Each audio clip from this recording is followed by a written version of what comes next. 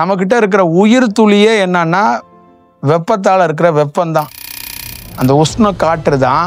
அந்த காற்றே அந்த நெருப்பாகவும் அது ஜோதியாகவும் இருக்குது அப்படிங்கிறது தான் அது விஷயம். இப்போ ஒரு ஞானி ஒரு உடலை விட்டுட்டு அவரும் வெளியேறது அந்த வெப்பசலனத்திலேருந்து வெளியேறுவார்.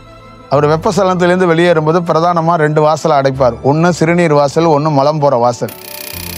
நமக்கிட்ட இருந்து வெளியில் வந்து அந்த வெப்பசலனங்கள் இங்கே ஒரு இடத்துல இறக்கி வைக்கப்படும். அப்போ இந்த இடத்துக்குள்ளே என்ன ஆகும்? என் கூட்டுக்குள்ளேருந்து ஒரு வெப்பசலனம் எப்படி செயல்படுதோ அதே சேம் இந்த இடத்துலேருந்து ஒரு வெப்பசலனம் செயல்படும். யாரும் சொல்லிட அவ்வளோ சாமானியமாக சொல்லிட முடியாது. ஏன்னா சின்னோண்டு வெப்பசலனத்தை பார்த்துட்டு நிறைய ஞானிகள் போதையில் தான் சுற்றி இருக்கிறாங்க.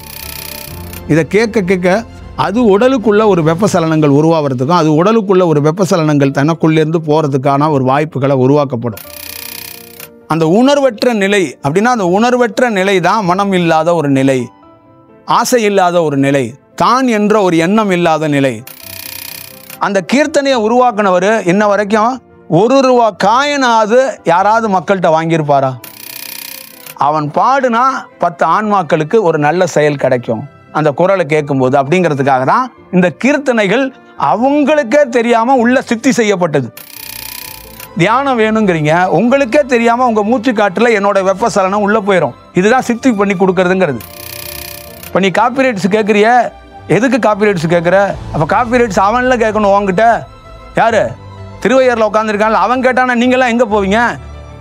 இங்கே இருக்கிற அத்தனை சிங்கரும் போய் சொத்தெல்லாம் எழுதி அவன்கிட்டலாம் கொடுக்கணும். இப்போ எனக்கு ஒன்று கொடுத்துருக்கா, எதுக்கு கொடுத்தா? திருவண்ணாமலையில் உட்காந்துட்டு நான் டான்ஸ் ஆடிட்டு இருக்கிறது கொடுத்தாளா?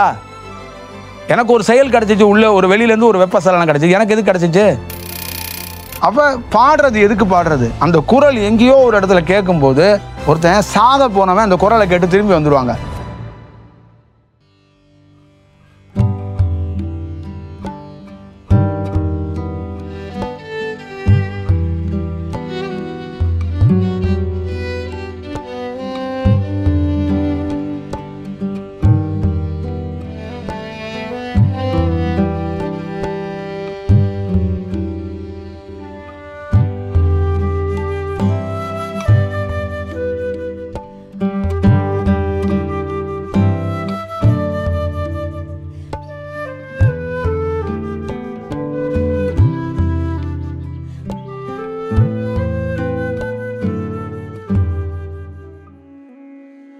ஒரு கீழே இருக்கிற இந்த மூலாதாரம், மேலே இருக்கிற இந்த மூலாதாரம் அப்படின்னு 2 மூலாதாரத்தை நிறைய பேர் பேசியிருக்காங்க. உங்களுக்கு அதை பற்றி தெரியும், ஓரளவு தெரியுமில்ல? அந்த அந்த மூலாதாரம் கீழே இருக்கிறது மேலே இருக்கிறது அப்படிங்கிறதுக்குள்ள 2 மூலாதாரத்தை பற்றியும் நிறையா கருத்தியலாக எழுதியிருக்கிறாங்க, பேசியிருக்கிறாங்க. நானும் நிறையா கருத்துக்கள் சொல்லியிருக்கிறேன். அது பொதுவாக 2 மூலாதாரத்துக்குரிய இருக்கிற செயல் வடிவமாக எது அப்படின்னு கேட்டிங்கன்னா, ரெண்டுமே அந்த இடத்துக்குள்ள ஒரு அக்னியாக ஒரு நெருப்பாக ஒரு இடத்துல அது ஒரு வேலை நடக்கிறது தான் அந்த இடத்துக்குள்ள இருக்கிற தன்மை. அது அந்த இடத்துக்குள்ள இருக்கிற ஒரு உஷ்ணங்கள் அதிகமாக ஒரு அலைவரிசையாக ஒரு எம்டினஸாக அந்த இடம் மாறப்படும் அப்படிங்கிறது தான் கீழே இருக்கிற மூலாதாரமும் மேலே இருக்கிற மூலாதாரம். அப்போ இடுப்புல இருக்கிற மூலாதாரத்துக்குள்ள அந்த எம்டினஸ்ல அந்த கீழே இருக்கிற அந்த இடத்துல ஒரு உஷ்ணம் வந்து அதிகமாக தீவிரமாக இருக்கும்போது இடுப்புலேருந்து அந்த முதுகு தண்டு வழியாக போய் திருப்பி தலைப்பகுதியில் அந்த மூலாதாரத்தில் ஒரு பெரிய வேலைகளை ஒரு பெரிய பணியை நடக்குது அப்படிங்கிறதா அதோட செயல். இப்போ இந்த 2 இடத்துக்குள்ளேயும் அக்னித்தன்மை அதிகமாக இருக்கிறதுனால அதை வந்து எப்படி அதை சொல்கிறாங்க அப்படின்னு கேட்டிங்கன்னா, காலி இடமாக இருக்குது அப்படிங்கிறாங்க. அப்போ மூலாதாரங்கிறது ஒரு பொருளோ ஒரு செயலோ ஒரு வடிவமோ இல்லை, அது ஒரு காலி இடம், எம்டி இடம். அப்போ அங்கே ஒரு பெரிய தீவிரமான ஒரு அலைவரிசை நிகழ்ந்தப்பட்டுச்சுன்னா அந்த இடம் காலியாக ஒரு வெப்பசலனமாக இருக்கும் அப்படிங்கிறதா சொல்கிறாங்க. நம்மக்கிட்ட இருக்கிற உயிர் துளியே என்னன்னா வெப்பத்தால் இருக்கிற வெப்பம்தான். ஒரு வெப்பம் இருக்குல்ல, அந்த வெப்பம்தான் நம்மளை உயிர்னு ஒன்று சொல்கிறோம்ல. நம்ம உடலுக்குள்ள உயிர் எப்படி, உயிர்னா என்ன, உயிர்னு சொல்கிறோம்ல. உயிர்ங்கிறது ஒன்றும் கிடையாது, ஹீட்டு தான். அந்த வெப்ப காற்று இருக்குல்ல, அந்த வெப்ப காற்று அந்த உஷ்ணம் வந்து உடலை விட்டு வெளியே போயிடுச்சுன்னா ஒருத்தன் இறந்து போயிடுறாங்கிறான். இப்போ தியானத்துக்குள்ள முக்கியமாக மிகப்பெரிய மையமே ஒருத்தர் கிடைக்கிறதே ஒரு உஷ்ண காற்று கிடைக்குது. அந்த உஷ்ணத்தை அவர் தக்க வச்சுக்கிட்டு அவர் வேலை நடந்துச்சு, அவருக்குள்ள தியானம் மகிழ்ந்துச்சுன்னா அந்த உஷ்ணமாலே வளர்ந்து ஒரு காலத்தில் உஷ்ணமாகவே அவர் இருக்கிறார். அதுதான் அந்த ஜோதியா அந்த அக்னியான்னு சொல்றது. அந்த உஷ்ண காற்று தான், அந்த காற்றே அந்த நெருப்பாகவும் அது ஜோதியாகவும் இருக்கு அப்படிங்கிறது தான் அது விஷயம். அதே காற்றை வந்து கண்ணால பார்க்க முடியாது. அந்த உஷ்ணம் வந்து ஒன்றும் இல்லாமல் அப்படியே அந்த நீராவி தத்துவத்தில் எப்படி கரைஞ்சு போகுதோ அந்த மாதிரி அது ஒரு அலை அலையா போயிடும் அப்படிங்கிறதா இதோட செயல். அப்போ மனிதன் உடலுக்குள்ள ஒரு உயிர் எப்படின்னா அலையா பிரிஞ்சு வெளியில போயிடுது. அப்போ உடல்ல இருக்கிற எல்லா செயல்பாடுகளும் அதுக்குள்ள நின்றுது. அந்த லைட்டுக்குள்ள அந்த ஒரு கரண்ட் வரும்போது ஒரு வெப்ப சலனத்தோடது தான் கரண்ட் வந்து இந்த லைட்டு எரியுது. இந்த லைட்டு எப்படி வெப்ப சலனத்திலேருந்து வந்து இந்த லைட்டு எரியுதோ அதே மாதிரி ஒரு வெப்ப சலனத்தினால தான் இந்த உடல் 2 தன்மைக்குள்ள இந்த உடல் இயங்குது. வெப்பமும் அந்த சில்னஸ் கலந்த தன்மைக்குள்ள இந்த உடல் இயங்குது. பிரதானமாக இந்த உடல்ல உயிருங்கிறது ஒரு வெப்ப சலனமாக தான் இருக்கு. அந்த வெப்ப சலனத்துக்குள்ளதான் ஒரு செயல் வடிவம், ஒரு செயல்பாடுகள் இருக்கு. உங்கள் குழந்தையா உங்களுக்கு கணவன் மனைவி இணைப்புல உங்க நாதவிந்துலேருந்து ஒன்று கிடைக்கப்படுறதே, ஒரு பெண்ணுக்குள்ள கிடைக்கப்படுறதே வெப்பத்தை தான் கொடுக்குறாரு அவர். அந்த அதுக்குள்ள இருந்து தான், அந்த வெப்ப சலனத்துக்குள்ள இருந்து தான் அந்த விந்தணுக்கள்ல இருந்து அந்த உயிர் துளிகள் வந்து பல செல்களா உள்ள இருக்கிறதுல 1ஓ 2ஓ தக்க வைக்கப்படுது. அதுல 1 வந்து வளர்றதுக்கான வாய்ப்பு இருக்கும்போது குழந்தை உருவாகும். அப்ப ஒரு உடல்ல இருந்து ஒரு உயிர் வெளியேறது, ஒரு உடல்ல இருந்து ஒரு உயிர் பிரியுதுங்கிறது ஒரு வெப்பசலனமான காற்று உடலை விட்டு வெளியேறும் போது அவர் மரணிக்கிறாருங்கிறது பொருள். இப்போ ஒரு ஞானி ஒரு உடலை விட்டுட்டு அவரும் வெளியேறது அந்த வெப்பசலனத்திலேருந்து வெளியேறுவார்.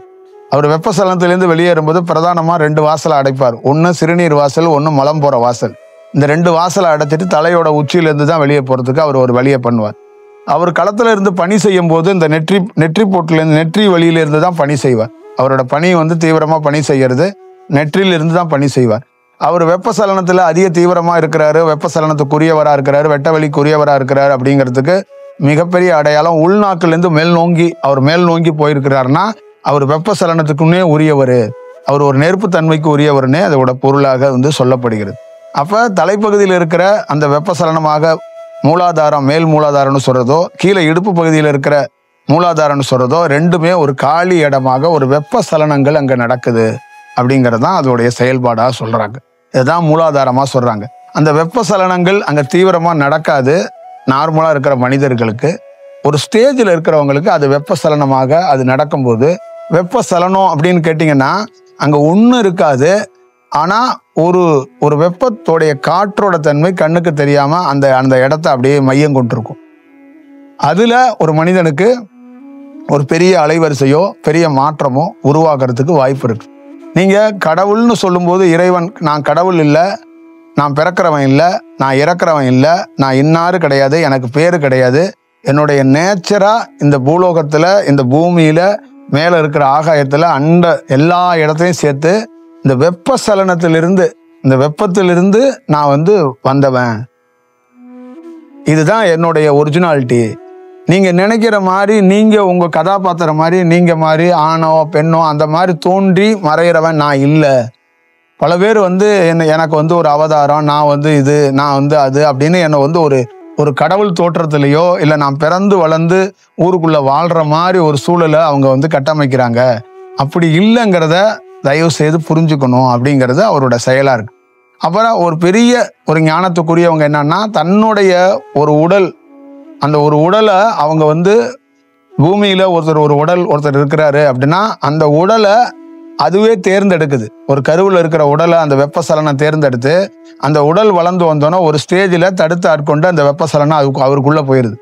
அவருக்குள்ளே போய் அது பல்வேறுபட்ட இடத்துல எங்கெங்கெல்லாம் தியானமோ எங்கெங்கே செயல்லாம் செய்யணுமோ தன்னை அந்த உடலை வந்து உற்பத்தியை, தன்னுடைய உடலை, அந்த உடலை பாதுகாத்து அந்த உடலுக்கு ஒரு நல்ல செயலை செஞ்சு ஒரு காலகட்டத்தில் அது ஒரு பெரிய அனுபவத்தை பெறுது. அப்போ அந்த அனுபவத்தை பெற்று அது போய்கிட்டு இருக்கும்போது அந்த உடல் அவ்வளோதான், அது வரைக்கும் தான் செயல்படும், அவருடைய காலம் அது வரைக்கும் தான் இருக்கும் அப்படின்னு முடிவாயிடுச்சுன்னா அந்த வெப்பசலனத்திலேருந்து அவர் வெளியில் வந்துட்டு அந்த உடலை ஒரு இடத்துல இறக்கி வைக்கக்கூடிய ஒரு சூழலுக்குள்ளே உருவாக்குறாரு. சமாதியிலையும் பல்வேறுபட்ட பிரிவுகள் இருக்கு.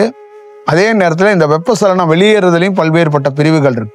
அதே நேரத்தில் இந்த உடலை ஒருத்தர் வெப்பமாகவே மாற்றும் போது தான் அவர் இந்த உடலையும் அவருடைய காற்றுத்தன்மைக்கு எடுத்துகிட்டு போய் ஒரு வேலையை செஞ்சுக்கிறாரு அப்படிங்கிறது வெட்டவெளி தத்துவத்துக்குள்ளே இருக்கு. இப்படி தான் மாற்றிக்கிட்டாங்க, இப்படி தான் செயல்பட்டாங்க. அப்போ உயிருங்கிறதோ, நீங்கள் பார்க்குற உயிருங்கிறதோ, நெருப்புங்கிறதோ, ஜோதிங்கிறதோ, பிரம்மங்கிறதோ, இறைவன்கிறதோ, கடவுளுங்கிறதோ ஒரு வெப்பசலனமான ஒரு செயல் தான். அது வெப்பத்துக்குள்ளேருந்து இருக்கிற ஒரு செயலாக தான் நம்ம பார்க்க முடியும். அப்போ கீழே இருக்கிற மூலாதாரமும் மேலே இருக்கிற மூலாதாரமும் ஒரு கனல், ஒரு நெருப்போட தன்மையில தான் அதோடைய பணி இருக்கு. அப்போ அதுக்குள்ளேருந்து தான் நாம் ஒரு செயல்பாடுகளை செய்கிறோம். ஒருத்தருக்கு நம்ம ஆசீர்வாதம் பண்ணுறது, ஒருத்தருக்கு வந்து ஒரு செயல் வடிவத்தை காட்டுறது எல்லாமே என்னன்னா, ஒரு காற்று, வெப்பசலமான காற்றுகள் வந்து அந்த மலம் போகிற வாசலையும் சிறுநீர் போகிற வாசலையும் அடைச்சிட்டு மேல் நோங்கி வந்து அந்த காற்று வெளியே வந்து ஒரு வேலை செய்யறதுக்கு ஒரு வாய்ப்பை வந்து உருவாக்கும். அப்போ அந்த வாய்ப்பை உருவாக்கும் போது அவங்களுக்குள்ள அந்த கால சூழலுக்கு இருக்கிற மாற்றமோ அவங்களுக்குள்ள இருக்கிற தன்மைகளை சரி செய்யறதுக்கு ஒரு வாய்ப்புகளை உருவாக்கப்படுது. இப்படிதான் இந்த கீழ் மூலாதாரமும் மேல் மூலாதாரமும் செயல்படுவதும் உயர்ந்தவங்களா இருந்தவங்க செயல்பாடுகளும் இப்படிதான் இருந்திருக்கு. இப்படிதான் அதுக்குள்ள இருக்கிற செயல்பாடுகளா இருக்கு. அப்ப நீங்க உயிரையும் ஒரு பொருள் மாதிரி நினைக்காம இதுக்குள்ள இதுதான் இருக்குங்கிறத உணர்ந்துகிட்டா ரொம்ப நல்லா இருக்கும். இதுதான் இதுக்குள்ள இருக்கிறது. நாம உருவத்துக்குள்ள நமக்குள்ள இருக்கிற அந்த மனம் இருக்கிறதுனால, உருவத்தை வழிபட்டு பழக்கப்பட்டதுனால, ஒரு கடவுளுங்கிறது ஒரு உருவமாகவோ ஒரு பேராகவோ நமக்கு பழக்கப்பட்டு இருக்கிறதுனால நம்ம அதுக்குள்ளே பார்க்குறோம். இப்போ நம்மளையே ஒரு உருவத்தை அது வந்து ரொம்ப கேர் பண்றது கிடையாது. அந்த வெப்பசலனம் வந்து இந்த உருவத்தை தாண்டி அதுதான் ஒரிஜினல் அப்படிங்கிறத தான் அது ப்ரூவ் பண்ணுது. இந்த உடலை தற்காலிகத்துக்கு நான் தேர்ந்தெடுத்திருக்கேன், இந்த உடலை ஒரு செயல் செய்யறதுக்கு நான் பார்க்குறேன், இந்த உடலை வச்சுக்கிட்டு இந்த உடலுக்குள்ள இருந்து ஒரு வேலை செய்யறேங்கிறது தான் அதோட செயல்பாடுகளாக அது இருக்கு. இப்போ இந்த இடம் இருக்கு, இந்த இடத்துக்குள்ள நம்ம ஒரு செயலை தியானத்துக்காக ஒரு இந்த இடத்த அமைக்கணும் அப்படின்னு சொல்றோம். இப்போ இந்த இடத்துக்குள்ள ஒரு வெப்பசலனங்களை வந்து நமக்கிட்ட இருந்து வெளியில வந்து அந்த வெப்பசலனங்கள் இங்க ஒரு இடத்துல இறக்கி வைக்கப்படும். அப்ப இந்த இடத்துக்குள்ள என்ன ஆகும், என் கூட்டுக்குள்ள இருந்து ஒரு வெப்பசலனம் எப்படி செயல்படுதோ அதே சேம் இந்த இடத்துல இருந்து ஒரு வெப்பசலனம் செயல்படும். இதுதான் அதுக்குள்ள இருக்கிற வித்தியாசம். அதுல எந்த மாறுபட்டும் இருக்காது. அப்ப இந்த இடம் என்ன ஆகும்னா, ஒரு உடல் இருந்து நான் நடக்கிறேன் போறேன், இந்த இடம் நடக்காது, இந்த இடம் உட்காராது, இந்த இடம் பேசாது. ஆனா இந்த இடத்துக்குள்ள யார் வந்தாலும் ஒரு ஒரு ஒரு ஒரு ரியலா ஒருத்தர் உட்கார்ந்து இருக்கிற மாதிரியோ ஒருத்தர் வாழ்ற மாதிரியோ ஒரு பெரிய அலைவரிசை இங்க இருக்கிற மாதிரி அவங்களால உணரவும் முடியும், ஃபீல் பண்ணவும் முடியும். அதுதான் அதுக்குள்ள செயல் வடிவம். அதே மாதிரிதான் ஒரு மனித உடலுக்குள்ள அந்த ரியலிஸ்டிக்கா அந்த வெப்பசலனம் உள்ள போய் அவ்வளவு பெரிய வேலையை பார்த்து அவருக்கு ஒரு பெரிய பரிணாமத்தையும் பெரிய விஷயத்தையும் ஏற்படுத்தி கொடுக்கும். இதுதான் அதுக்குள்ள ஒரு விஷயம். இதுக்குள்ள செய்ய முடியாத ஒருத்தவங்க என்ன ஆகுதுன்னா, அந்த வெப்பசலனத்தை இழக்க வேண்டிய சூழ்நிலை வரும்போது அந்த உடல் வந்து சில்னஸா மாறி விரைச்சி போன தன்மையில அவங்க உயிர் போயிருது.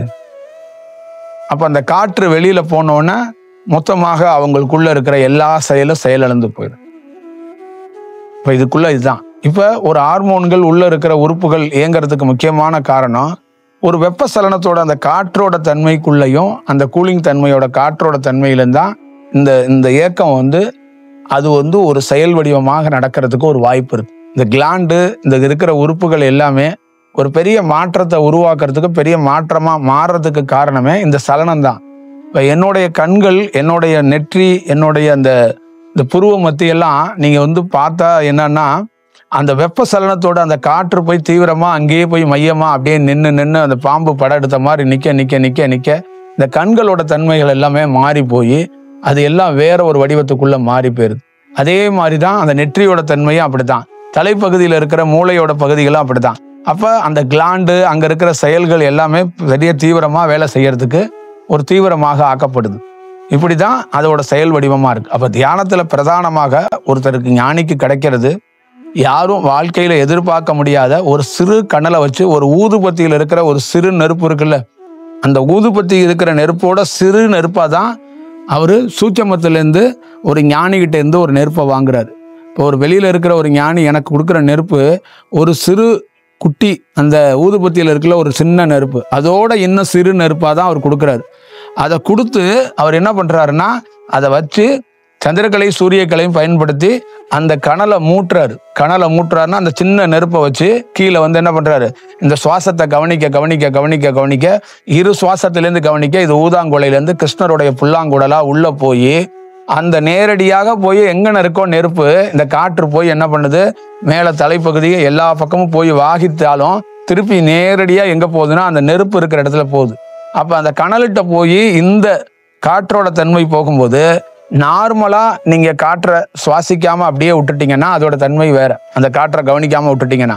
இப்ப தியானத்துல நீங்க கவனிக்கும் போது என்னன்னா, அந்த காற்றுக்குள்ள ஒரு வெப்பசலனமோ இந்த காற்று அதிகரிக்கிறதுக்கும் ஒரு வாய்ப்புகள் உருவாக்கப்படுது. அப்ப நீங்க அந்த காற்றை கவனிக்கும் போது அந்த காற்று நேரடியா மேல் நோங்கி மேல போய் திருப்பி கீழே வாகித்து கீழே வந்து எந்த நெருப்பை ஒருத்தர் சூட்சமத்தில் கொடுத்தாரோ நேரடியாக கொடுத்தாரோ அதுகிட்ட போய் இந்த காற்று போய் அந்த நெருப்பு கிட்ட போய் அது படுது. அப்போ அது பட பட பட பட என்ன பண்ணுதுன்னா அந்த நெருப்பு அந்த செயல் வடிவமா இன்னும் பெருசாக அதுதான் ஊதுறது அப்படிம்பாங்க. அந்த ஊதுறது அப்படின்னு சொல்றதுக்கு இதுதான் வடிவம். இப்போ இந்த சுவாசத்தை நீங்க போய் இந்த சுவாசத்திலேருந்து போற காற்று கீழே போய் அந்த நெருப்பையே அது போய் ஒரு புஷ் பண்ண ஊத ஊத ஊத அந்த நெருப்போட தன்மை வந்து விரிய தொடங்குது. அந்த நெருப்பு வந்து ஒரு படர தொடங்குது. அந்த நெருப்போட செயல் வந்து பெருசா மாறுது. அப்ப மாறும்போது அங்க என்ன ஆகுதுன்னா அந்த பகுதியில் இருக்கிற நரம்பெல்லாம் விழிக்க தொடங்குது. இப்ப இடுப்புல இருக்கிற பகுதியில் இருக்கிற நரம்பெல்லாம் முதல்ல விழிக்க தொடங்கும் போது குடல் வாழ்வுல இருக்கிற தொப்புளுக்கு மேல இருக்கிற அந்த நரம்புகளும் தொப்புளுக்கு கீழே இருக்கிற நரம்புகள் இந்த பகுதி எல்லாமே ஒரு பெரிய மாற்றத்துக்குரிய செயல் வடிவமாக மாறத் தொடங்குது. அப்ப இந்த கனல் மூலியமாக அது மூட்டை மூட்டை மூட்டை என்ன ஆகுதுன்னா அங்க அந்த நரம்பு மண்டலங்கள்லாம் மாறும்போது மெல்லமாக அதுக்குள்ளேருந்து ஒரு உஷ்ண காற்று ஏறி அந்த முதுகு தண்டு வழியா ஃபைனல் கார்டுன்னு சொல்லக்கூடிய அது நேரா அப்படி ஏறி மேலே போறதுக்கு ஒரு வாய்ப்பை உருவாக்குது. அப்போ அது மேலே ஏறும்போது இந்த உடல்ல முன்பகுதியாக இருக்கின்ற வயிறுலேருந்து வயிற்றுக்கு மேலே இருக்கிற நெஞ்சு பகுதியிலேருந்து கழுத்து வரைக்கும் ஒரு பெரிய மாற்றத்தை இந்த பகுதியில் அது ஏற்படுது. ஏன்னா ஒரு உஷ்ண காற்று மேலே போகும்போது அந்த பக்கம் இருக்கிற உடல் சம்பந்தமா இருக்கிற நரம்பு மண்டலத்துக்குள்ள ஒரு பெரிய மாற்றம் ஏற்படும் போது மேலே போய் ஒரு செயல் வடிவத்துக்கு அது ஏற்படுறதுக்கு ஒரு வாய்ப்பை வந்து முதல்ல பார்க்குது. அதுக்கப்புறம் அந்த மேலே போயிட்டு திருப்பி கீழே இறங்கி கூட அந்த உஷ்ண காற்று வந்துடும். ஆனா ஒரு ஞானியாகப்பட்டவனுக்கு மேலே ஏறப்பட்ட காற்று அவளை சாமானியமா கீழே இறக்கிக்கிறதுக்கான வாய்ப்புகளை உருவாக்கிக்கிறது இல்லை. அதை என்ன பண்றாருன்னா அதை கீழிருந்து உருவாக்கப்பட்ட அந்த உஷ்ண காற்றை மேலே கொண்டு போய் வச்சு திருப்பி அதை மேலேயே ஒரு வாகித்து வச்சு அதை ஒரு இடத்துல ஸ்டோரேஜ் தான் பண்றாரு கொஞ்சம் அவர் கீழே இறக்கிறது இல்லை. அப்ப கீழே இருக்கிற உற்பத்தி ஆகிக்கிட்டே இருக்கு. திருப்பி மேலே ஏறுது. மேலே இருக்கிறத இன்னொரு இடத்துக்கு கடத்த தான் பார்க்குறாரு. இன்னொரு செயலை செஞ்சுக்கிறாரு. அவர் எதை கடத்துறாருன்னா உங்களை மாதிரி ஆளுங்களுக்கு ஆசீர்வாதம் குழந்தை இந்த வாழ்க்கையோட தேவையை அதை வந்து என்ன பண்றாருன்னா அந்த மேலே ஏறினச்சில கீழே இருந்து இருக்கிற உஷ்ண காற்று அதை தலைப்பகுதியில் கொண்டாந்து அதை தான் ஆசீர்வாதமா கன்வெர்ட் பண்ணி மக்கள்கிட்ட வழங்குறாரு. மக்கள்கிட்ட செயல் செய்யறாரு. இப்ப மக்களே வரல. அவர் இடத்துல ஒரு மரத்தடியில் உட்கார்ந்து இருக்கிறாரு. மக்களை சந்திக்க முடியாத ஒரு சூழல். அவருடைய கால கணக்குல அவர் வெளியில தெரியக்கூடாது. அவர் வெளியில பிரபலமான இருக்கிறதுக்கு வாய்ப்பு இல்லைன்னா உட்கார்ந்த இடத்துல இருந்து இந்த கீழிருந்து வர்ற உஷ்ண காற்றை இங்க தலையில தக்க வச்சு அந்த பகுதியிலேருந்து திருப்பி என்ன பண்றாருன்னா எந்த மக்களுக்கு எந்த நாட்டில் இருக்கிறவங்களுக்கு எந்த ஆன்மாக்களுக்கு தேவையோ அந்த உஷ்ண காற்றை இங்கிருந்து அவர் மூலியமா உட்கார்ந்த இடத்துல இருந்தே செலுத்துறாரு. இந்த காற்றோட வேகம் சென்று போய் அவங்க தியானத்திலேயோ பூஜை அறையிலையோ இல்லை ஏதோ ஒரு கோயிலுக்கோ ஏதோ ஒரு இடத்துல அவங்க நடமாடி போகும்போது ஒரு விபத்து மாதிரி அவங்களுக்குள்ள இது உள்ள செல்றதுக்கு வாய்ப்பு இருக்கு. அப்போ உள்ள செல்லும் போது அவங்க வாழ்க்கைக்குள்ள ஒரு பெரிய மாற்றத்தையோ ஒரு பெரிய செயலையோ அவங்களுக்குள்ள ஏதோ உணர்றதுக்கான ஒரு வாய்ப்புகளை உருவாக்கப்படுது. இது வந்து முக்கால்வாசி தூக்கத்தில் நடக்கிறதுக்கு வாய்ப்புகள் இருக்கு. மனிதர்களுக்கு இந்த மாதிரி ஒரு ஞானிகள் அனுப்புறது தூக்கத்தில் அனுப்புறதுக்கு வாய்ப்புகள் இருக்கு. தியானத்தில் அனுப்புறதுக்கு வாய்ப்புகள் இருக்கு. இந்த மாதிரி தான் ஆசீர்வாதத்தை ஞானிகள் வந்து அனுப்புறாங்க. ஆனா ஒரு சராசரி மனிதனுக்குள்ள இது இந்த ஞானிகள் பண்ற மாதிரி வேலைகளை செய்யறது ரொம்ப கடினமா இருக்கும். அவங்களுடைய சூழல் அவங்களுடைய தியானம் வந்து வேற ஒரு காலகட்டத்தில் வேற ஒரு அலைவரிசையில் இருக்கும். அப்ப சில பேருக்கு மேலே ஏறின வெப்ப சூழல் காற்று திருப்பி அதே வேகத்தில் கீழே இறங்கி வந்துடும். இந்த மாதிரி ஒரு சூழலுக்குள்ள அது அவ்வப்போது வந்து நடக்கும்போது அதுக்குள்ள நிறைய இன்னும் அவங்க தயாராக வேண்டியதும் இன்னும் அவங்க பணி செய்ய வேண்டியதும் ஒரு சூழலுக்குள்ள இருக்கு. அதையும் நம்ம வந்து உணர்ந்து கொள்ளணும், பார்த்து கொள்ளணும். அதே நேரத்துக்குள்ள ஒரு ஞானியோடைய ஏற்பாடும் ஞானியோடைய செயலும் ஞானியோடைய வேலையும் வேற, ஒரு மனிதராக இருக்கிறவங்களுடைய வேலைங்கிறது வேற.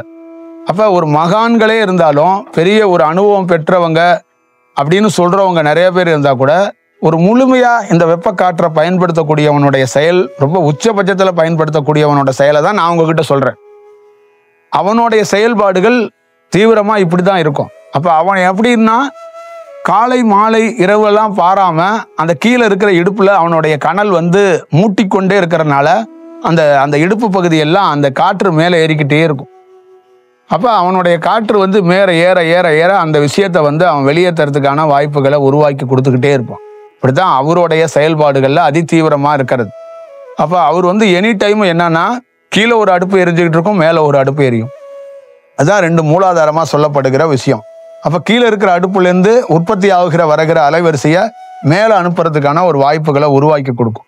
இதுக்குள்ள பிரபஞ்சத்துடைய பேர் செயலாக இருக்கக்கூடியது, பிரபஞ்சத்திலேருந்து இருக்கக்கூடிய ரகசியம், பிரபஞ்சத்துக்குள்ளேருந்து இருக்கிற அந்த வடிவம்லாம் எது அப்படின்னு கேட்டிங்கன்னா, இந்த உயர்ந்தவங்களா, இந்த அனுபவம் பெற்றவங்களாம் இருக்கிறவங்க ஆகாயத்துக்குள்ள வெட்ட வழியில இருந்தாங்கன்னா, அவங்க தலைமார்க்கமா வந்தோ இல்லை வேற ஏதாவது வாசல் வழியா வந்து இவங்களோட ஐக்கியமாகி சில மெசேஜை சொல்றதோ, சில விஷயத்த சொல்றதோ, சில 2 பேரும் கண்டு கழித்து போற மாதிரி ஒரு சூழல்களை உருவாக்கிக்குவாங்க. அவங்களும் உருவம் கிடையாது, ஒரு வெப்பசலனமான ஒரு காற்றா தான் உள்ள வந்து அந்த காற்று ஒரு சவுண்டா 2 பேத்துக்குள்ள அந்த உரையாடல்கள் நடக்குது. இப்படி அவங்களுக்குள்ள அந்த உரையாடல்களும் அந்த சந்திப்பும் நிகழப்படும் அப்படிங்கிறதையும் நம்ம வந்து பார்த்துக்கணும். இப்படிதான் ஞானிகளுடைய செயல்பாடுகள், சந்திப்புகள் இருக்கப்படுது. இப்படிதான் இங்க இருக்கிற சூழல்கள்ல நமக்குள்ள எல்லாருக்குள்ளயும் ஒரு பெரிய சூழல்களும் விஷயங்களும் கிடைக்கப்படுது. அப்போ ஒரு மனிதனுக்கு ஒரு வெப்ப காற்று சாதாரண மனிதனுக்கு கிடைக்கிறது ஒரு பெரிய விஷயம். அப்போ அந்த கிடைச்சிருக்கிற அந்த மனிதன் முழு அந்த நெருப்பா ஊதி பெருசாக்குறது ரொம்ப கடினமாகவும் ரொம்ப ரிஸ்காகவும் இருக்கும். அப்போ அவனுடைய வாழ்நாளில் பாதி நாட்களை அந்த இடுப்புல இருக்கிற நெருப்பை கொஞ்சம் ஊதி பெருசாக்கிறதுக்குள்ளேயே அவன் வந்து டயர்டாயிருவான். ஏன் டயர்டாயிருவான்னா, அவனுக்கு இல்லறதுக்குள்ள நிறைய கமிட்மெண்ட் இருக்கும், நிறைய கடமைகள் இருக்கும், நிறைய பொறுப்பு இருக்கும். அதனால அவனோட முழு நேரமும் என்னன்னா அதுக்குள்ளேயே அவன் வந்து சிக்கிக்கொள்றதாகவும் அதுக்குள்ளேயே அவன் வாழ்றதுக்கான ஒரு வாய்ப்புகளாக அது உருவாக்கப்பட்டுரும். அப்போ அதுக்குள்ளே அவனோட ஒரு வாய்ப்புகள் உருவாக்கப்படுறதுனால அவனால் என்ன செய்ய முடியும்னு தெரியாம டைம் கிடைக்கும் போது அந்த தியானம் பண்றது, அந்த செயல் வடிவம் பண்றதை தான் அவன் வந்து பார்த்துக்கிறான். அப்போ இதுக்கு அந்த இல்லறத்துக்குள்ள இருக்கும்போதோ, பணியில இருக்கும்போதோ, வேலையில இருக்கும்போதோ ஒரு ஞானியை எப்படி தயார் பண்றாங்கன்னா, அந்த ஒரிஜினலா இருக்குல்ல ஒரு சின்ன ஊதுபத்தி அளவுள்ள எனக்குள்ள ஒரு நெருப்புன்னு ஒன்று சொன்னேன்ல போனுச்சுன்னு, அதோட ஒரிஜினல் அது 1% தான், 99% வெளியில இருக்கும். அது ஏன் வெளியில நிக்குது அப்படின்னு கேட்டீங்கன்னா, இந்த உடல் ரெடி ஆனதுக்கு அப்புறம் தான் அது முழு சதவீதமா உள்ளறதுக்கு போறதுக்கான வாய்ப்புகளை உருவாக்கும்.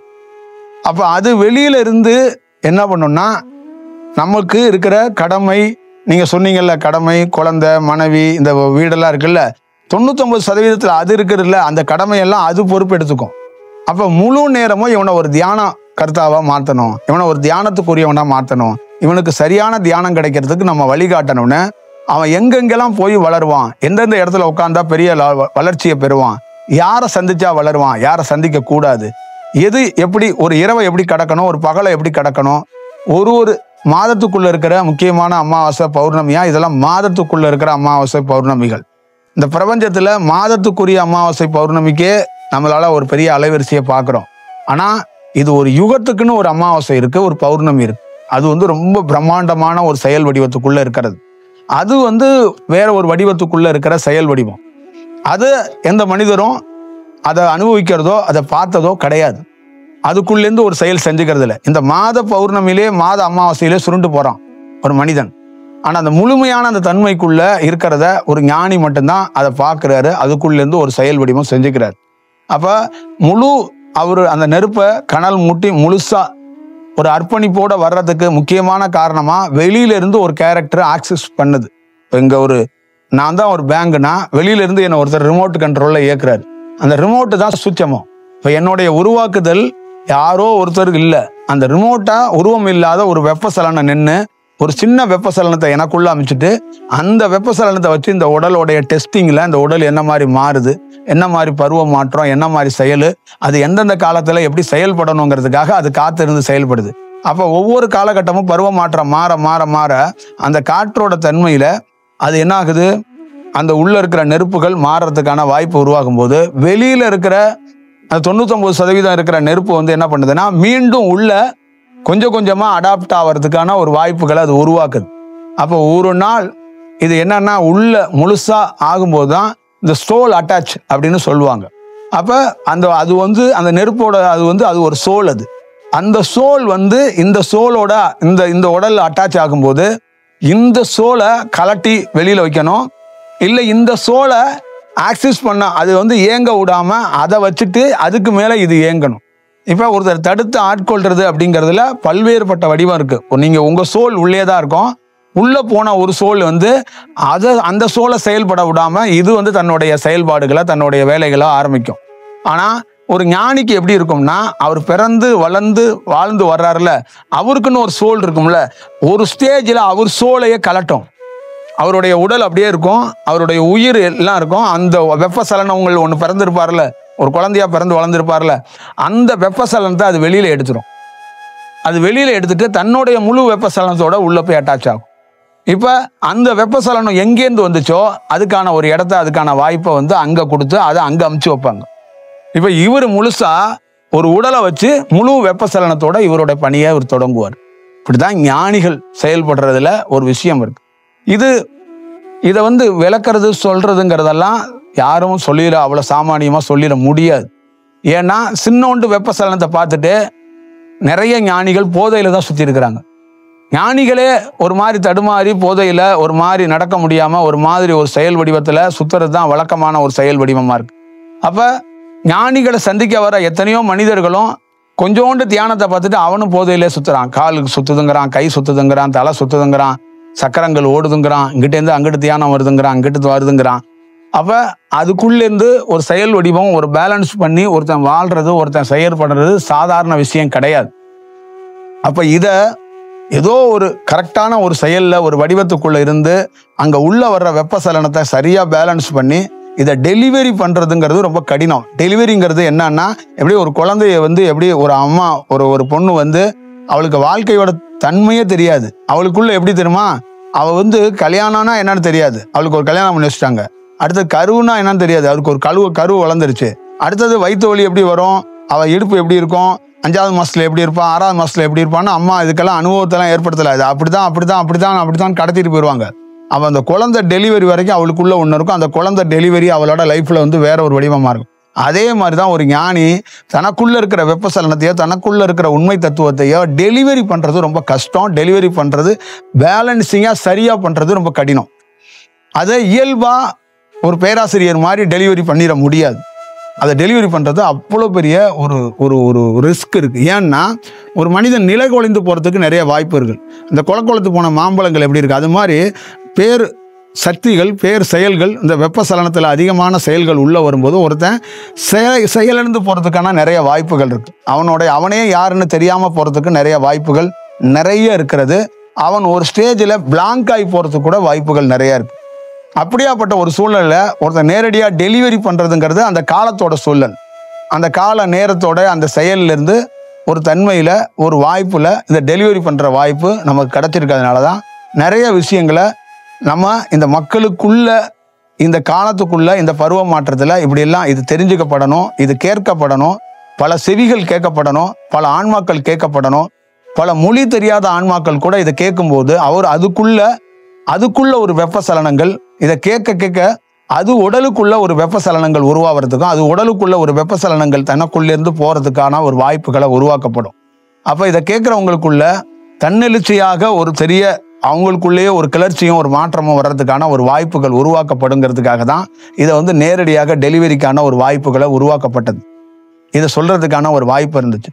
ஆனா ஞானிகளும் நிறைய ஞானிகள் என்ற பெயர்ல இருக்கிறவங்கெல்லாம் தனக்கு ஒரு தெரிந்ததாகவும் தனக்கு ஒன்று தெரிந்து விட்டதாகவும் தான் ஒன்று படித்து விட்டதாகவும் தான் ஒன்று மலைகளும் காடுகளிலும் போய் தவம் செய்து ஒன்று கற்றுக்கொண்டு வந்து விட்டதாகவும் அதை யாருக்குமே தெரியாத ஒரு பொக்கிஷத்தை ரகசியத்தை நான் வைத்திருப்பதாகவும் அதை சில மாணவர்களுக்கு நான் சில பணக்காரர்களுக்கு நான் ஆசீர்வாதம் பண்ணி தர்றேன், சில விஷயங்களை செஞ்சு தர்றேன் அப்படின்னு சொல்லி அவர்கிட்ட ஒரு பெரிய கூட்டம் மொச்சு கொண்டு இருக்கிறதாக அவங்க கிரியேட் பண்றாங்க. ஆனா உண்மையான ஞானி என்னன்னா தனக்கு ஒன்று தெரிஞ்சதாகவே அங்க இருக்காது. அந்த டெலிவரி எப்படி இருக்கும்னா அவனே பேஷண்ட், அவனே டாக்டர். அப்ப அவனுக்குள்ள ஒரு எம்டினஸ் தான் அந்த டெலிவரியை உருவாக்க முடியும். அப்ப அவனுக்குள்ள அங்க என்னன்னா தான் ஒரு குருவாகவோ தான் ஒரு ஞானியாகவோ ஒரு பொழுதும் அவனுக்குள்ள அந்த பரிமாற்றங்கள் நிகழாது. அந்த ஒரு நிகழ்வு அவனுக்குள்ள இருக்கவே இருக்காது. அதனாலதான் அங்க அதை வந்து பியூரா டெலிவரி பண்றதுக்கான ஒரு வாய்ப்புகள் உருவாக்கப்படுது. புரியுதுங்களா? அது இங்க இருக்கிறவங்க எல்லாத்துட்டையும் கேட்டீங்கன்னா ஒரு இசையமைப்பாளர் வந்து என்னுடைய டியூனு, இது என்னுடைய ஒரு செயல், இதுக்கு வந்து காப்பிரைட்ஸ் அப்படின்னு ஒன்று சொல்றாரு. இப்போ நிறைய ஆசிரமங்களில் பார்த்துக்கிட்டிங்கன்னா இது நாங்கள் உருவாக்கின கலை, நாங்கள் உருவாக்கின மந்திரம், நாங்கள் உருவாக்கின தியானம், இதை பொது வழியில் வெளியிடக்கூடாது, நாங்கள் எங்கள் கிளாஸுக்குள்ளே யார் வர்றாங்களோ அவங்க சொல்லுவோம் அப்படிங்கிற ஒரு செயல் வச்சுருக்கிறாங்க. அப்போ அதுவும் என்னன்னா அவங்க ஒரு காப்பிரைட்ஸ் கோர்ற மாதிரி தான் ஒரு செயல் வடிவத்தை, இதை யாரும் ஆக்சஸ் பண்ணக்கூடாது, நாங்கள் எங்கள் சார்ந்த ப்ராடக்டில் எங்கள் கம்பெனி சார்ந்து தான் ஆக்சஸ் பண்ண முடியும் அப்படிங்கிறதான் அவங்களோட செயல். ஆனால் அவங்க வெளியில் சொல்கிறது என்ன சொல்கிறாங்கன்னா இது ஒரு பொது நீரோடை மாதிரியும், இது பொது குளம் மாதிரியும், இது பொது ஆறு மாதிரியும், நீங்க யார் வேணாலும் இந்த இடத்துல நீர் பருகலாம் அப்படின்னு சொல்லிட்டு அந்த நீர் பருகிற இடத்துக்கு மேல அவங்க போர்டு வச்சிடுறாங்க, அவங்களுடைய உருவம் பொறிச்சு ஒன்று வச்சிடுறாங்க. அந்த நீருக்குள்ள பருகிறதுக்கு போறதுக்கு முன்னாடி அந்த நீரை எப்படி மொல்லணும், எப்போ மொல்லணும், எத்தனை டம்ளர் மொல்லணும், அதுக்கு உங்க பேரை கொடுத்தீங்களா, அதுக்கு உங்களை ரிஜிஸ்ட்ரேஷன் பண்ணீங்களா, அதை எப்படி அருந்தணுங்கிறதுக்கு அங்க ஒரு கீழே 4 பேர் இருந்து அதுக்கான ஒரு வேலைகள் நடக்கும். அப்ப இப்படி இருந்தா எப்படி ஒரு மக்களாகிய இருக்கிறவங்க ஒரு செயல்ல இருந்து உருவாக முடியும், எப்படி பயன்படுத்த முடியும்? அப்ப ஒரு ஞானி பியூரா தியானம் இருக்கிறதும் எம்டினஸா இருக்கிறான், அவன் வளர்ந்ததும் எம்டினஸ் ஆகுறான், அவன் வெளிப்படுத்துறதும் எம்டினஸ் ஆகுறான். இப்ப வளர்றது, வாழ்றது, அவன் செயல்படுறது எல்லாமே எப்படின்னா, நீங்க ஒரு ஒரு ஒரு அவன் வந்து உணர்வு நிலையில நீங்க இருக்கிறீங்க, அவன் உணர்வற்ற நிலையை தான் அந்த எம்டினஸ் சொல்றான். அந்த உணர்வற்ற நிலை அப்படின்னா அந்த உணர்வற்ற நிலை தான் மனம் இல்லாத ஒரு நிலை, ஆசை இல்லாத ஒரு நிலை, தான் என்ற ஒரு எண்ணம் இல்லாத நிலை. தான் என்ற ஒரு செயல் இருந்துச்சுன்னா இதை டெலிவரி பண்ண முடியாது. தான் என்ற ஒரு தன்மை இல்லாதனாலதான் இரவு பார்க்க மாட்டான், பகல் பார்க்க மாட்டான், எந்த ஊருன்னு பார்க்க மாட்டான், எந்த நகரன்னு பார்க்க மாட்டான், எந்த மக்கள்னு பார்க்க மாட்டான், யார் வந்திருக்கான்னு பார்க்க மாட்டான். அவன் நேரடியாக அந்த குரலை வந்து ஒலிக்கப்படுது, ஒரு செயல் நடக்கப்படுது. இதுதான் அதுக்குள்ள இருக்கிற ரொம்ப ரொம்ப முக்கியமான விஷயம். அதுக்குள்ள அந்த தான் என்ற ஒரு செயல், ஒரு ஆக்சிஸ் இருந்துச்சுன்னா, உணர்வற்ற நிலை இருந்துச்சுன்னா, அவன் ஃபர்ஸ்ட் என்ன பண்ணுவான்னா, இதை வேற யாருக்கும் பரப்பிடக்கூடாது, அதை கிளைம் பண்ணிடுவான். அதை வந்து நம்ம யாராவது எடுத்தாங்கன்னா கிளைம் பண்ணுவோன்னு அவனுக்குள்ளே இருக்கிறதாக அவன் பார்த்துக்கிறான். இப்ப ஒரு இங்க இருக்கிற எல்லாம் பாருங்க, எனக்குள்ள இங்க திருவையாறுல இருக்கிற எத்தனையோ இங்க இந்த பெரிய பெரிய சமூகத்துல இருக்கிற எத்தனையோ பேர் அந்த சங்கீதத்தை, அந்த கீர்த்தனைகளை எத்தனையோ பேர் கத்துக்கிட்டாங்க. ஆனா ஒருத்தருக்கு கூட அந்த கீர்த்தனையை உருவாக்குனவர் என்ன தன்மையில் இருக்கிறாருன்னு அவங்களுக்கு தெரியுமா அப்படின்னு தெரியாது. அந்த கீர்த்தனைகள் உருவாக்கப்பட்ட நோக்கம் என்ன அப்படிங்கிறது அவங்களுக்கு தெரியாது. அந்த கீர்த்தனையை உருவாக்குனவர் இன்ன வரைக்கும் 1 ரூபா காயினாவது யாராவது மக்கள்கிட்ட வாங்கியிருப்பாரா? அந்த கீர்த்தனையை உருவாக்குன அத்தனை கீர்த்தனையை உருவாக்குனவர் 1 ரூபா காயின் கூட வாங்கல. அந்த கீர்த்தனையை வச்சுக்கொண்டு எத்தனையோ இசையமைப்பாளர் கோடிக்கணக்கான ரூபாய் சம்பாரிச்சு குமிச்சுட்டான். எத்தனையோ கோடிக்கணக்கான சிங்கர்ஸ்கள் நான் பாடுறேன், ஏன் குரல், ஏன் பாட்டு அப்படின்னா, அந்த கீர்த்தனையை உருவாக்குனவன் ஏன் பாட்டுன்னு சொல்லாம தான் டெலிவரி பண்ணான். என்னுடைய கீர்த்தனை இல்லை அப்படிங்கிறது தான் அந்த தியாகராஜரா சொல்ற. நம்மளுடைய விஷயத்திலே பஞ்சமி திதியில அங்க உட்கார்ந்து இருக்காருல்ல, அவருடைய செயல்பாடுகள் அப்படின்னா அந்த டெலிவரி பண்ண விதம் அங்க நான் இல்லை. இந்த கீர்த்தனைகள் வெளியில பல ஆன்மாக்களுக்கு, பல செயல்களுக்கு கேட்கப்படணும். ஒரு சிங்கரை அவனுக்கு ஏன் இந்த பாடல் கிடைக்கப்படுது, ஒரு கீர்த்தனைகள் ஏன் கிடைக்கப்படுதுன்னா, அந்த கீர்த்தனைகள் கிடைக்கப்பட்டு அதிலிருந்து ஒரு பாடலை பாடும்போது ஆயிரக்கணக்கான ஆன்மாக்களுக்கு அந்த உயிருக்குள்ள இந்த சுரன்ல வெப்பசலனம், அதுக்குள்ள ஒரு சந்தோஷத்தையோ ஒரு செயலையோ ஏற்படுத்த முடியுங்கிறதுக்காக தான் அவனுக்கு சித்தி பண்ணி கொடுத்தது.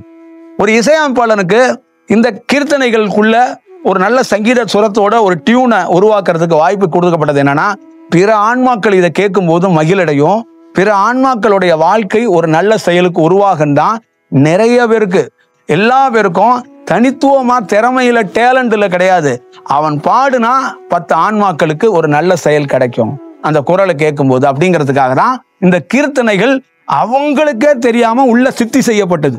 இப்ப நீங்க இங்க உட்காந்துருக்கீங்க, தியானம் வேணுங்கிறீங்க, உங்களுக்கே தெரியாம உங்க மூச்சு காட்டுல என்னோட வெப்பசலனம் உள்ள போயிடும். இதுதான் சித்தி பண்ணி கொடுக்கறதுங்கிறது. இப்ப சித்திங்கிறது இதுதான். அப்ப கீர்த்தனைங்கிறது தலையில அள்ளி போட்டுக்கிட்டு பெரிய கட்டா கட்டிக்கிட்டு பேப்பரா தலையில தூக்கிட்டு அப்படியே போறது இல்லை.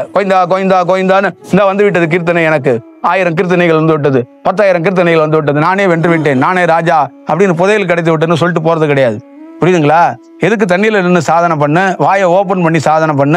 யோகா முறையில அந்த நரம்பு நாடிகள் உள்ளே இருக்கிற தியானத்தோட இன்னொரு வருஷன்ல தான் இந்த சங்கீத முறைகள் இருக்கும்போது ஒரு நாள் அந்த சங்கீத கீர்த்தனை ஒரு வெப்பசலனமாக உள்ள ஒருத்தனுக்கு சித்தியாகுது. அப்ப சித்தியாகும் போது அவன் குரலுக்குள்ள என்னன்னா ஒரு மின்சார தன்மை கொண்டு அந்த குரல் லயமாக அந்த குரல் வடிவமே மாறுது. அப்ப அவனுக்குள்ள தாளம் கேட்காமையே அந்த குரல் வளமே என்ன பண்ணுதுன்னா தாளமாக போனது. அப்ப அவனுக்குள்ள வேற வடிவத்துக்குள்ள அந்த குரல் ஒலிக்கப்படுது. அப்ப அந்த குரலை ஒருத்தன் கேட்கிறான், அடாடாடாடா சரஸ்வதி தேவி உன் நாக்கில் எப்படி உட்காந்துருக்கா, என்னமா இருக்க, சுத்தமா இருக்குப்பா சுதி, நீ எங்கப்பா இருந்த இன்ன வரைக்கும், வாப்பா பைப்பு தண்ணியை குடிச்சுக்கிட்டு சுத்திக்கிட்டு கிடந்தான் சொல்றாங்க. அவனை கூட்டிட்டு வந்து இவ்வளோ பெரிய சிங்கர்னா அந்த சுத்தமான எங்கேருந்து வரும்? அந்த சுதி எப்படி வரும்? அந்த செயல் எப்படி வரும்? இப்போ நீ காப்பிரைட்ஸ் கேட்குறிய, எதுக்கு காப்பிரைட்ஸ் கேட்குற? அப்போ காப்பிரைட்ஸ் அவன்ல கேட்கணும் உங்ககிட்ட. யாரு? திருவையாறில் உட்காந்துருக்கான்ல, அவன் கேட்டானா நீங்களாம் எங்கே போவீங்க? இங்கே இருக்கிற அத்தனை சிங்கரும் போய் சொத்தெல்லாம் எழுதி அவன்கிட்டலாம் கொடுக்கணும். இங்கே இருக்கிற அத்தனை மியூசிக் சொத்தை கொண்டு எழுதி அவன் காலடியில் வைக்கணும். அவன் எந்த காப்பிரைட்ஸை கேட்டான்? கோயில் கோயில் பாடிட்டு கிடக்குறீங்களே, மாணிக்கவாசன் காப்பிரைட்ஸ் கேட்டானா? அருணகிரிநாதன் காப்பிரைட்ஸ் கேட்டானா? சொல்லுங்க. இவன் கேட்டான். ஓம் நமச்சிவாயான்னு சொல்றியே, அந்த ஓம் நமச்சிவாயங்கிறது எவன் கேட்டான் அவன்கிட்ட? உன்னால சொல்ல முடியுமா? அப்ப இதெல்லாம் எப்படி நடக்குது? அப்ப மனிதன் மனதோடு இருக்கும்போது, அவன் அந்த உணர்வு நிலையில இருக்கும்போது தான் பொருள் தான் உருவாக்கணும். நான் மூகாம்பிகை கோயிலில் போய் குப்பரப்படுத்து இருக்கும்போது அந்த தாய் வந்து மல்லாக்கா படுத்து தலையில முடிய 2 முடிச்ச போட்டு விட்டு, உனக்கு வந்துடும் போ, டிங் டிங் நீ இசையம்ப, நீ பெரிய ஆள் ஆயிரும் அப்படின்னு சொல்லிட்டா, நான் பெரிய ஆளு, நான் ஆசிக்கிறேன், நான் பாட்டு பாடுறேன், நான் ஆட்டுறேன், அப்படியெல்லாம் தாண்டி அதுக்குள்ள ஒண்ணு இருக்கு. உனக்கு ஏன் கொடுத்தா? உனக்கு ஏன் கொடுத்தா? இப்ப எனக்கு ஒண்ணு கொடுத்துருக்கா. எதுக்கு கொடுத்தா? திருவண்ணாமலையில உட்காந்து நான் டான்ஸ் ஆடிட்டு இருக்கிறது கொடுத்தாளா? எனக்கு ஒரு செயல் கிடைச்சிச்சு, உள்ள ஒரு வெளியில இருந்து ஒரு வெப்பசலனம் கிடைச்சிச்சு. எனக்கு எது கிடைச்சிச்சு? பிற ஆன்மாக்களுக்கு எங்கேயோ ஒருத்தன் வருவான், பைத்தியம் பிடிச்சு வருவான், மண்டகலண்டு வருவான், அரை லூசா வருவான், புரியுதுங்களா? சுண்டல் வாங்கி தின்ட்டு அரை கிறுக்கனுங்க வந்து உட்காந்து, சுவாமிகள் எனக்கு இந்த வாழ்க்கையில் திருப்பத்தை எப்படி ஏற்படுத்தி கொடுப்பீங்க அப்படின்னு வர்றவனுக்கு, அவனுக்கிட்ட போய் திருப்பியும் நானும் சுண்டல் தின்ட்டு பேசிட்டே இருந்தேன்னா பேசி சாக வேண்டிதான். அவனும் சாவான், நானும் சாவேன். அப்போ அவங்ககிட்ட ஒரு வெப்பசலனத்தை கொடுத்துட்டு போனோம்னா அவனுக்கே தெரியாம அந்த கிறுக்கு மண்டை இருக்கு பத்தியா, அது கொஞ்சம் சரி செய்யப்பட்டு அவன் ஒரு நாவல் ஆசிரியர் ஆயிடுவான். புரியுதுங்களா? சுண்டல் வாங்கி தின்ட்டு கிறுக்கு பிடிச்சிட்டு வந்தான் நாவல் ஆசிரியர் ஆயிடுவான். திருப்பி கொஞ்ச நாள் பார்த்தீங்கன்னா என்னடாப்பான்னா, அந்த மாகாணத்துக்கு நான் தான் ஒரு பகுதி தலைவராக இருக்கிறேன் அப்படின்ருவான். புரியுதுங்களா? இப்படித்தான் எல்லா பேரோட வாழ்க்கைக்குள்ளையும். புரியுதுங்களா? தாங்கிட்ட ஒரு அம்மா பாடிட்டு இருக்கு பார்த்தீங்களா? இப்பயும் எப்படி பாடும்? இப்படி பாடும். நவராத்திரி, கொழுராத்திரி, இந்த ராத்திரிகள்லாம் நீங்க பாடுறீங்கல்ல, அந்த குரல் எங்கேருந்து வரும்? அதான் அந்த கீர்த்தனைகள். அதை எப்படி டெலிவரி பண்ணி கொடுத்தான்? இப்போ டெலிவரிங்கிறது எப்படி கொடுத்தான்? இப்போ நான் வந்து பேசிட்டு இருக்கேன்ல, உங்களுக்காக பேசுறேன் ஒன்று. இன்னொன்று என்னன்னா, இந்த ஆகாயத்துக்குள்ள எனக்குள்ள இருந்து அந்த செயல் பேச பேச பேச பேச அந்த அனல் வெளியில வந்து இங்க ஸ்டோரேஜா ஆகும், வெட்ட வெளியில. நாளைக்கு பின்னால உங்க பிள்ளைங்க தவம் பண்ணும் போதோ இதை பத்தி யோசிக்கும் போதோ அவனுடைய ஆக்சிஜன் காற்றுலேருந்து இது சுவாசிக்கப்படும், அவனுக்கு கிடைக்கப்படும். அவன் ஒரு வேலையை செய்வான். தியாகராஜர் இருந்து ஓ நீ வச்சுக்க, ஓ நீ இப்படி வச்சுக்க அப்படின்னு நான் கையை தூக்கி கொடுத்தாரு, அதை பரப்புனாரு. அதனாலதான் டெலிவரி பண்றது. பொதுவா அரங்கேற்றம், ஒரு இடத்துல பாடுறது, ஒரு சக்சங்கங்கிறது என்ன தெரியுங்களா? உயர் சக்தியில வெளியே பரப்புறது. சக்சங்கங்கிறது என்ன? பொண்டாட்டியை தின்னுட்டு அப்படியே உட்காந்துட்டு ஐயோ சாமி என்னமா பேசுறாரு அப்படின்னு கேட்கறதா? இல்ல ஏதோ ஒண்ணு சாமிக்கு ஒண்ணு தெரிஞ்சிருக்கு, நம்ம ஒண்ணு தெரிஞ்சுக்கிறோம், அதெல்லாம் இல்லைங்க. ஒரு உயர் சக்தியை ஒருத்தன் வந்து என்ன பண்றான்? உற்பத்தி பண்ணி வச்சிருக்கிறான், அதை அப்படியே ரிலீஸ் பண்றான். அங்க டெலிவரி நடக்கும். அப்ப அது என்ன ஆகும்னா, அது நகரத்துக்குள்ள போய் பல்வேறுபட்ட வீடுகள், பல்வேறுபட்ட நகரத்துல எங்கேயோ உட்காந்து ஒருத்தன் செருப்பு தைச்சிட்டு இருப்பான், அவனுக்குள்ள ஒரு தியானம் பிறந்திருங்க, அவன் ஞானி ஆயிடுவாங்க. செருப்பு தைக்க நான் இல்லைன்னு செருப்பு தூக்கி எறிஞ்சிட்டு போயிடுவாங்க அவன். புரியுதுங்களா? அப்ப பாடுறது எதுக்கு பாடுறது? அந்த குரல் எங்கேயோ ஒரு இடத்துல கேட்கும் போது ஒருத்தன் சாக போனவன் அந்த குரலை கேட்டு திரும்பி வந்துடுவாங்க.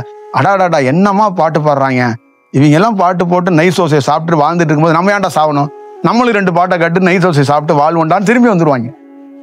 புரியுதுங்களா?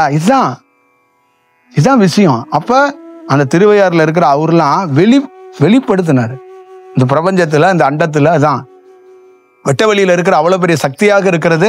அது வந்து வெளிப்படுத்துது இல்ல, ரிலீஸ் பண்ணுது இல்ல. எத்தனையோ உயிர் துளிகளை ரிலீஸ் பண்ணுது இல்ல. இப்ப 9 கோள்கள் எப்படி வரும், எப்படி உருவாகும், இவ்வளவு நட்சத்திரங்கள் எப்படி உருவாகும், எப்படி இந்த ராசிகள், இந்த விஷயம் இதெல்லாம் எப்படி சொல்றாங்க, அதோடைய ரிலீஸ் தான். அப்ப அதுக்குன்னு ஒரு தன்மையில அது ஒரு வேலையை செய்யுது, அதுக்கு ஒரு விஷயம் கிடைக்குது. இதுதான் அவருடைய விஷயம். மனிதன் எப்படி இருக்கிறான்? தன்னுடைய எதுங்கிறான் இங்க கிடைச்சத. அதனாலதான் கீதையில சொன்னா எதுடா ஒண்ணுது அப்படின்னு கேட்டான். எது நீ எடுத்துட்டு வந்த, எது நீ எடுத்துட்டு போற, எது ஒண்ணுதுன்னு நீ கிளைம் பண்ற, எதை நீ கிளைம் பண்ணுவ? அதுக்குள்ள நானே அதை வந்து ரிலீஸ் பண்றேன், நானே என்னது இல்லைங்கிறேன், நீ எப்படி ஒண்ணுதுங்க? இதுதான் விஷயம். எது நம்மளுடையது புரியணும்ல. புரிஞ்சா காந்தி நோட்டை வச்சுட்டு நீங்களாம் விளையாட்டு காட்டுவீங்களா?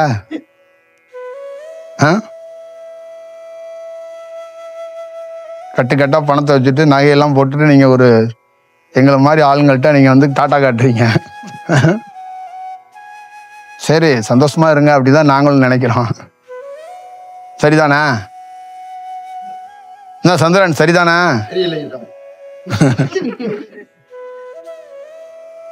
இப்ப இது வந்து மக்கள்கிட்ட வேற ஒரு விஷயத்துக்குள்ள இங்க இருக்கிற ஒரு 30 பேருக்கு இல்ல, எத்தனையோ 30 கோடி பேருக்கு இந்த அலைவரிசை போகுது. புரியுதுங்களா? பிரபஞ்சம் வந்து சும்மா ஷார்ப்பான ஆளுங்க. சும்மா 30 பேர்த்துக்கு உட்காந்து இந்த சக்சங்கெல்லாம் பேச வைக்காதுங்க. இது ஒரு 300 கோடிக்கு பேருக்கு தேவை. புரியுதுங்களா? எத்தனையோ உயிருக்கு தேவை. இன்னைக்கு கிடையாது, 2000 ஆண்டுகள் கழிச்சு கூட இது தேவைப்படும். அதுக்காக கக்குற வரைக்கும் கக்குடா, நான் ஊதுறேன்டா, அங்க நாகஸ்வரத்தை நான் ஊதுறேன், நீ கக்கிக்கிட்டே இருறாங்கிறதுனாலதான் நம்ம வந்து இரவு பகல் இதெல்லாம் பாராம சொல்லிக்கிட்டே இருக்கிறோம். நிறைய பேர் நீங்க நினைப்பீங்க சாமி ஏதோ நல்ல நல்ல கருத்தெல்லாம் சொல்லிட்டு இருக்காரு, நமக்கு அதான் சொல்றாரு, நமக்காகவே இந்த ஜீவன் இங்கேருந்து வந்திருக்காரு அப்படிலாம் நீங்க நினைப்பீங்க. உங்களுக்காக கிடையாது. 2000 வருஷம் கழிச்சு ஒருத்தன் பறக்காம போறா, அவனுக்காகவும் சொல்றேன், உங்களுக்கும் சொல்றேன். இன்னும் 2000 வருஷம் கழிச்சு ஒருத்தன் பறப்பாம போற, அவனுக்கும் சொல்றேன். அந்த 2000 வருஷம் கழிச்சு நீங்களே கூட பறக்கலாம். உங்களுக்கும் அப்ப தேவைப்படுங்கிறதுக்காக இப்பயே அட்வான்ஸாவே சொல்லி வைக்கிறேன். புரியுதுங்களா? உங்க தகப்பனார் என்ன பண்ணாரு? இந்த பிறப்புக்கு தேவையான ஒரு வீட்டை கொடுத்தாரு, ஒரு வண்டியை கொடுத்தாரு, சொத்தை கொடுத்தாரு. நான் என்ன 2000 வருஷத்துக்கு கழிச்சு கூட உங்களுக்கு ஒரு சொத்தை கொடுத்துட்டு போறேன், பயன்படுத்திக்கங்க. அப்பயும் நீங்க ஏதாவது மாதிரி அப்போ உள்ள தலைவன் படத்தை அச்சடிச்சு ஒரு ரூபா நோட்டை எடுத்துட்டு போய் சுத்தாதீங்க. இயல்பா இயற்கையா வாழ்றதுக்கான ஒரு வாய்ப்புகள் எப்பயாவது உருவாக்க அதை பார்த்துக்கங்கிறது தான் ஒரு செயல் வடிவமா சொல்றது. சரிதானே? இப்படித்தான் இந்த ஞான பாதை, ஞான செயல் இருக்கு. ஒரு அனுபவம் பெற்றவரை பிரபஞ்சம் தூங்க விடுறதில்ல, சோறு திங்க விடுறதில்ல, ஒரு இடத்துல உட்கார விடுறதில்ல. காலை மாலைன்னு அந்த உடல்ல தூக்கிக்கிட்டு எங்கெல்லாம் தூக்கிக்கிட்டு இந்த நாடோடிகள் சுற்றுவாங்கல்ல, வாத்து கூட்டங்களை வச்சுக்கிட்டு, அந்த மாதிரி நம்மளை தூக்கிக்கிட்டு அங்கேயும் இங்கேயும் அலைய வச்சு, போக வச்சு, உட்கார வச்சு, பேச வச்சு, ஒரு பண்ணிக்கிட்டு ஒரு வேலைகளை அலைஞ்சிக்கிட்டே இருக்கு. நீங்க எல்லாம் என்ன நினைச்சிட்டீங்களா, ஞானிங்கிறது ரொம்ப சிறப்பான வேலை, அது ரொம்ப நல்ல விஷயம் அப்படின்னு நினைச்சுக்கிட்டு நீங்க இருக்கிறீங்க. அதுக்குள்ள அது பெரிய வேலைகளை அது பார்த்துக்கிட்டு இருக்கு. அது நம்மளை வந்து கொரியர் அனுப்பிச்சுக்கிட்டே இருக்கும். தூக்கி கன்னியாகுமரியில் போடும், திருப்பி ராமேஸ்வரத்தில் போடும், ராமேஸ்வரத்தில் திருப்பி திருவண்ணாமலையில் தூக்கி போடும், அப்புறம் அங்கிட்டு தூக்கி போடும், இங்கிட்டு தூக்கி போடும், இப்படி எல்லாத்தையும் பண்ணிக்கிட்டு இருக்கோம். புரியுதுங்களா? வீட்டில் தூங்கிட்டு இருந்தேன், டக்குன்னு என்ன சொன்னேன்னா, ஒரு 10 நிமிஷம் உன் உடல்ல தூக்கி வந்தாங்க, நான் வச்சுட்டு உட்காரு, நான் உடல்லேருந்து வெளியில போய் இந்த கரூரில் இறந்து போனவங்க ஒரு 3 பேருக்கு ஆன்ம விடுதலை கொடுத்துட்டு வந்துடுறேன் அப்படின்னு சொல்றாங்க. சரி, நான் 10 நிமிஷம் உடலை தூக்கி கொண்டு போய் வெளியில வச்சுட்டு உட்காந்துருக்கேன். அப்புறமா ஒரு 11 நிமிஷம் கழிச்சு அந்த 3 பேருக்கு கொடுத்துட்டேன், பல நாள் விஷயம், அந்த 3 பேருக்கு கொடுத்துட்டேன் அப்படின்னாங்க. திருப்பி என்ன 3 பேர் தான் கொடுத்தோம், என்னடா இன்னும் வீட்டுக்குள்ள இருந்து திருப்பி வெளியில வரும்போது, சரி அந்த 37 பேருக்கு நீ கொடுத்துரு. திருப்பி அப்புறம் 40 பேருக்கும் இப்ப நம்ம கொடுத்துட்டு தான் வர்றோம். இல்லைன்னா அது ஒரு பெரிய ஒரு தர்மம் சங்கடங்கிறதோட அது ஒரு பெரிய ஒரு துரதிருஷ்டமான ஒரு செயல். அது அதான் நான் சொல்லியிருக்கிறேன், வாழ்க்கையில இந்த மாதிரி ஒரு சூழல் வந்து நிகழக்கூடாது. அது வந்து ரொம்ப அது வந்து நம்மளால அது ஒரு சரியான ஒரு செயல் இல்லை. அதுவும் வந்து நான் என்னை பொறுத்தளவுக்கு அந்த குழந்தைங்களுக்கு நிகழ்ந்துடக்கூடாது அப்படிங்கிறதுல தான் நாம் வந்து ரொம்ப எப்பயுமே ரொம்ப கவனமாகும். அந்த குழந்தைகள் மீது, அந்த குழந்தைகள் என்னன்னா அது ஒரு பட்டாம்பூச்சி, அதுங்களுக்கு எதுவும் தெரியாது. கொஞ்சம் மெச்சூர்ட் ஆகிட்டா கூட அது மரணத்தை நம்ம வரும்போது கூட பரவாயில்ல அப்படின்ட்டு கூட போயிடலாம். அந்த குழந்தைங்களுக்கு வந்து எதுவும் தெரியாத காலகட்டத்தில் அது மாதிரி அதுங்களுக்கு அந்த இளம் சிறார்களுக்கு அந்த மாதிரி ஒரு சூழல்கள் ஏற்பட்டுறக்கூடாதுங்கிறது அதான். அதனால இது ஒரு வயசை கொடுத்துருக்குறோம். இதுக்குள்ளேயும் நிறையா தில்லாலங்கடி வேலையெல்லாம் பார்த்துருக்காங்க. அதையும் வந்து இன்னைக்கு இரவு இல்லை நாளைக்கு அவங்களுக்கெல்லாம் திருப்பி அவங்களுக்கு ஒரு வேலை பார்ப்போம். இப்போ இவங்களுக்கு ஒரு வேலை பார்த்தோம்ல, அடுத்தது அவங்களுக்கு ஒரு வேலை பார்ப்போம். அதனால அதுவும் எல்லாம் வந்து நினைக்கும் போது ரொம்ப வேடிக்கையா இருக்கு. மனிதர்கள் எப்படி பண்றாங்க பாருங்க, சுய லாபத்துக்காக, சுய செயலுக்காக ஒரு விஷயத்த வந்து படத்துல இந்த வில்லன் கதாநாயகங்கள்லாம் ஒரு கிரியேட் பண்ணி ஒரு கதை பண்ணிக்குவாங்கல்ல, அந்த மாதிரி இருக்கு. ஒரு செயல் வடிவம் ரொம்ப வருத்தத்துக்குரிய ஒரு செயலா இருக்கு. ஒரு மனிதருடைய ஒரு உடலைய, ஒரு உயிரை வந்து அவ்வளோ ஒரு துச்சமா போயிடுச்சு. தன்னுடைய பதவிக்காக, தன்னுடைய செயலுக்காக, ஒரு அரசியல் லாபத்துக்காக எவன் செத்தாலும் பரவாயில்லன்னு நினைக்கிறதெல்லாம் நம்ம எந்த கேட்டகரியில எடுத்துக்கிறது, என்ன செயல் எடுத்துக்கிறது? இதை எப்படி பார்க்கறது அப்படிங்கிறதே ஒன்றும் தெரியலை. மனிதர்கள் எப்படி இருக்கிறாங்க, எப்படி செயல்படுறாங்க, அது துணிச்சலோட வேற செயல்படுறாங்க. ஒரு வேலையை தவறு செய்கிறாங்க, அது தவறை துணிச்சலோட செய்கிறாங்க. அதுக்கெல்லாம் எப்படி அவங்களுக்குள்ள ஒரு செயல் வடிவம் வருது அப்படின்னு தெரியல.